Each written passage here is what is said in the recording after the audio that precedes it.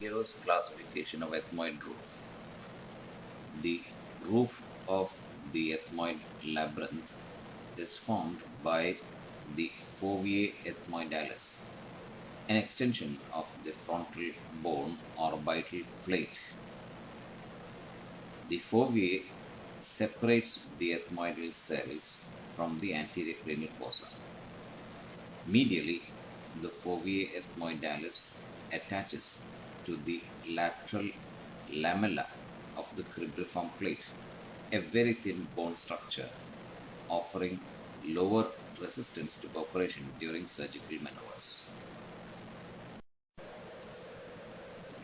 The risk of intracranial entry during surgery increases with the length and consequently the angulation of the lateral lamella of the cribriform plate.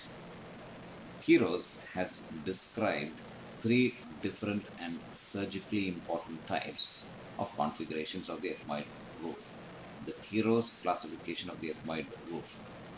The differentiation depends on the length of the lateral lamella of the cribriform plate, which is the thinnest bone in the entire anterior skull base. In type 1, the olfactory fossa is only 1 to 3 millimeters deep. The lateral lamella is short, almost non-existent, and the ethmoid roof is almost in the same plane as the cribriform plate. In type 2, the olfactory fossa is 4 to 7 millimeters deep, and the lateral lamella is longer.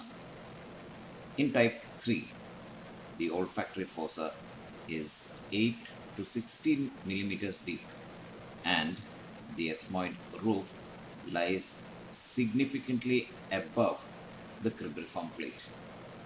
Because of the danger that instrumentation can penetrate the thin and vulnerable lateral lamella, this is the configuration of greatest concern for the surgeon.